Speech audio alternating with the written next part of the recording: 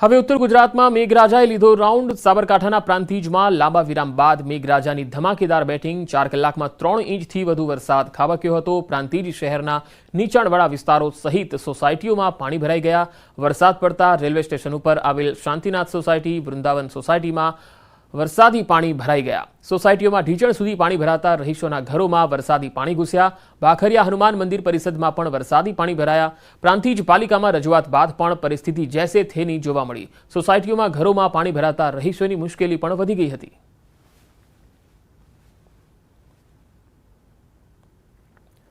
છોટાઉદેપુરમાં વરસાદી માહોલ જામ્યો હતો। નસવાડીના રૂકાવટી ગામ પાસેનો કોઝવે ડૂબી ગયો। ભારે વરસાદ અને પાણીની આવકને પગલે અશ્વિન નદી પર આવેલો કોઝવે પાણીમાં ગરકાવ થઈ ગયો। કોઝવે પર પાણી ફરી વળતા 5 ગામને જોડતો રસ્તો બંધ થઈ ગયો।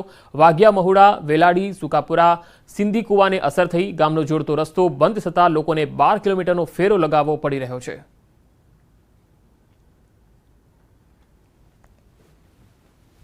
ભારે વરસાદ થવાના કારણે રસ્તાઓ પણ બ્લોક થયા છે। આ નસવાડી વિસ્તારના રસ્તાઓ જે છે તે બ્લોક થયા હોય તે પ્રકારની બાબતો સામે આવી રહી છે।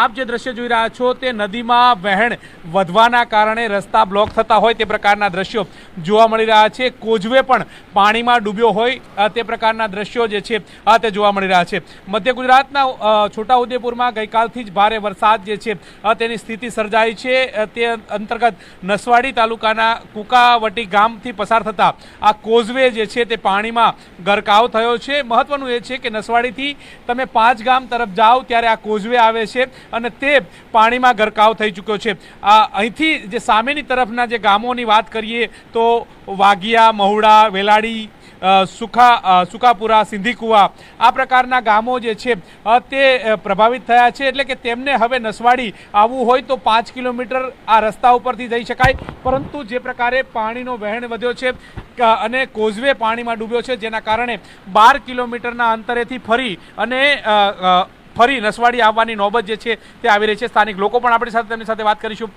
કોઝવેમાં દર વખતની આ જ પ્રકારની સ્થિતિ છે?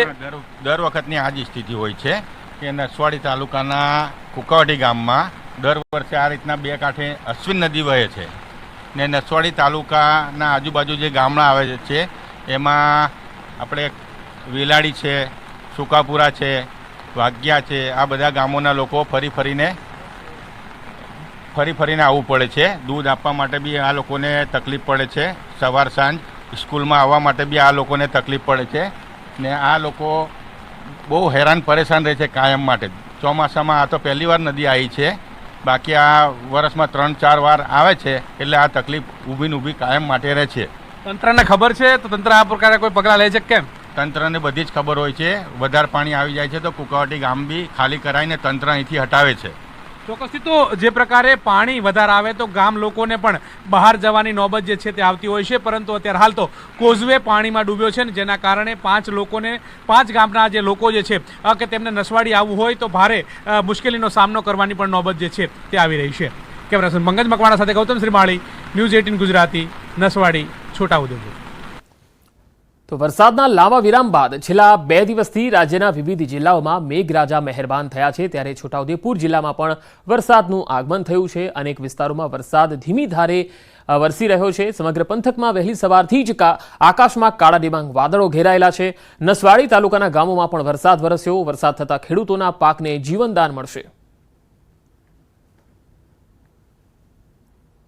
લાંબા વિરામ બાદ વરસાદની ધમાકેદાર એન્ટ્રી છેલ્લા 2 દિવસથી જોવા મળી રહી છે। જો કે હવામાન વિભાગે પણ આગામી 72 કલાકની ભારેથી અતિભારે વરસાદની આશંકા વ્યક્ત કરી છે। તે પૂર્વે જ અત્યારે હાલ મધ્ય ગુજરાતની અંદર વરસાદ જે છે તે વરસી રહ્યો છે। આપ જે દ્રશ્ય જોઈ રહ્યા છો તે છોટાઉદેપુર જિલ્લાના દ્રશ્યો છે કે જ્યાં મેઘમહેર જે છે તે જોવા મળી રહી છે। ગઈકાલે પણ વરસાદની ધમાકેદાર એન્ટ્રી હતી અને અત્યારે પણ ધીમી ધારે વરસાદ જે છે તે વરસી રહ્યો છે। વહેલી સવારથી જ કાળા ડિબાંગ વાદળો જે છે તે સમગ્ર પંથકની અંદર જોવા મળતા હતા। ક્યાંક જે વાતાવરણમાં વિઝિબિલિટી ઓછી થતી હોય તે પ્રકારના પણ દ્રશ્યો જે છે તે જોવા મળી રહ્યા હતા. કાળા ડિબાંગ વાદળો વચ્ચે આ વરસાદ જે છે તે અવિરત રીતે વરસી રહ્યો છે.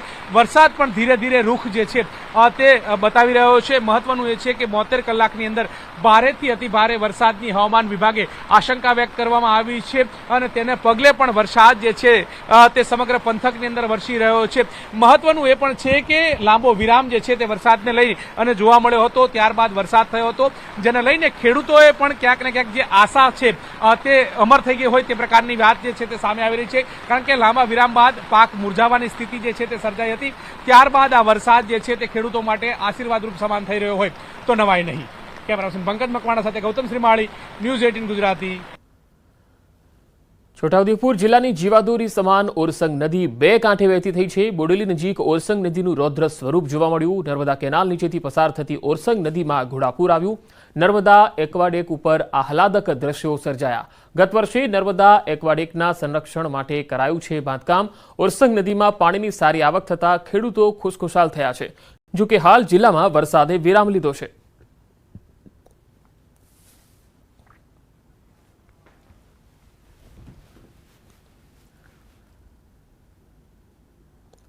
તો વરસાદની અન્ય જિલ્લાઓમાં શું સ્થિતિ છે એ પણ જાણીશું. હાલ રોકાઈશું એક બ્રેક માટે.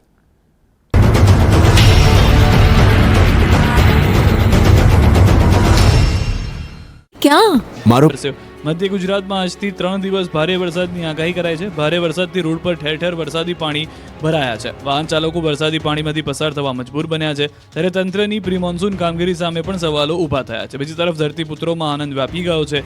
નડિયાદ શહેરમાં વરસાદ વરસતા અસહ્ય ગરમી અને ઉકળાટથી લોકોને રાહત મળી.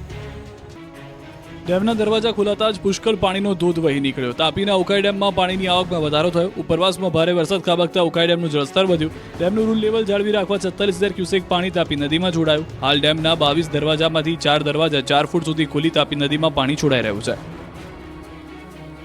આ તરફ છોટાઉદેપુરના નસવાડી તાલુકાના ડુંગર વિસ્તારમાં ધોધમાર વરસાદ વરસ્યો. વહેલી સવારે પડેલા વરસાદને કારણે મેણ નદીમાં ઘોડાપૂર આવ્યું. મેણ નદી નસવાડીના ડુંગર વિસ્તારમાંથી પસાર થાય છે. પાણીનો ભારે આવક થતાં ચેકડેમ ઓવરફ્લો થયો. દુગધા ગામ પાસે નદીમાં ચેકડેમ ઓવરફ્લો થતાં પાણી વહેતા થયા.